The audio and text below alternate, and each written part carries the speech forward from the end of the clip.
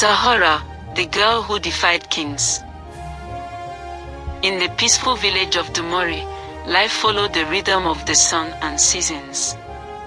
The elders gathered beneath the great baobab tree, telling stories of ancestors who once lived freely before the shadow of King Jabari fell upon the land.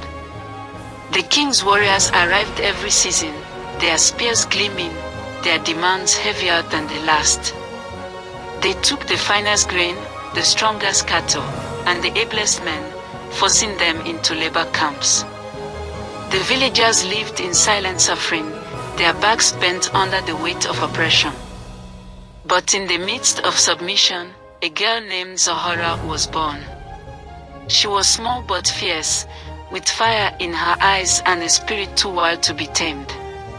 While other girls learned to cook and weave, Zahara climbed trees, raced with boys, and listened intently when her grandmother spoke of a time before fear.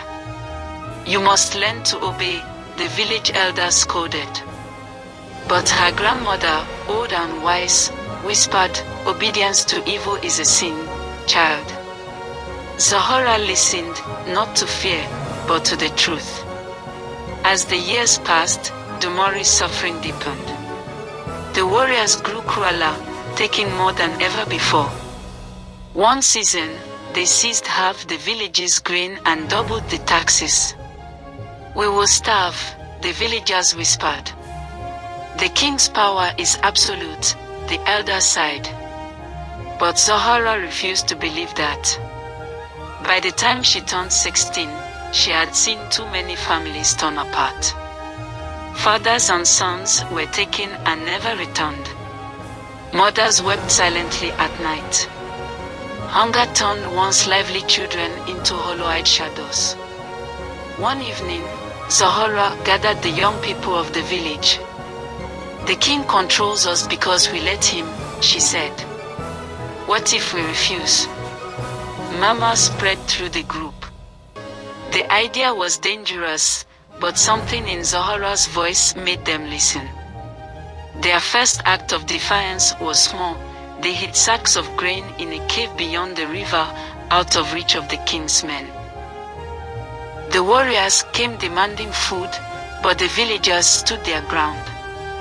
"A fire destroyed much of our harvest," they lied. Frustrated but unable to find the missing grain, the warriors left. Emboldened, Zahara and her friends went further. When the warriors took prisoners, they planned a rescue. Under the cover of darkness, Zahara and 3 others crept into the enemy camp. They cut the ropes binding the captives, silenced the guards with well-placed blows, and vanished into the night before the alarm was raised. The next morning, the warriors woke to find their prisoners gone and their horses let loose into the wild. It was the first time King Jabari's men had been humiliated. But defiance had a price. The warriors returned in greater numbers, demanding Zahara be handed over. The village elders, fearing for their people, considered surrendering her. But then, something remarkable happened. The villagers, once too afraid to resist, stood together. "You will have to kill us all," they said.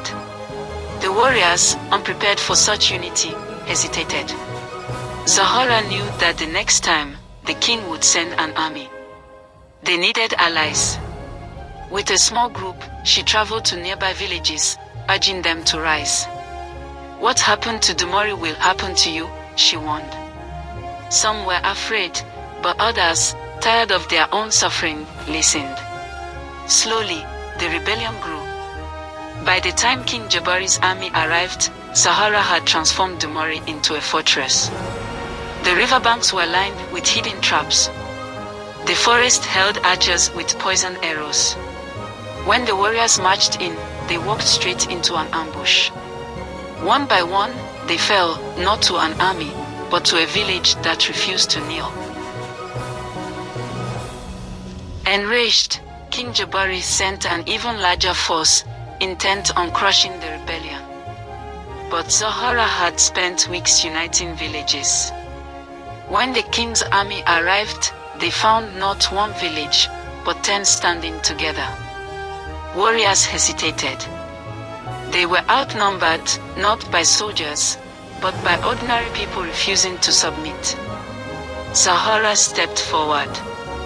"You fight for a king who takes everything from you," she shouted. "But today, you have a choice. Fight for him or fight for your freedom." A hush fell over the battlefield. Then, the unthinkable happened. Some warriors dropped their weapons. Others turned against their own commanders. King Jabari's empire crumbled that day. His palace fell, and the villages reclaimed their land. Dumari, once a place of fear, became a symbol of resistance. And Zahara, once just a girl, became a legend. She refused to be queen. Instead, she helped form a council where every village had a voice. She built schools, farms, and wrote a new future from the ashes of the old. And though she never sought power, people called her Zahara the Liberator. Lessons. Fear only has power if you let it. The villagers lived in fear until one girl reminded them that they had power too. One voice can inspire thousands. Zahara was just one girl, but her courage moved an entire generation. True leaders do not seek thrones, they seek change. She could have taken power, but she gave it to the people instead. Oppression ends when the oppressed say, "No, no army is stronger than people who refuse to be ruled by fear."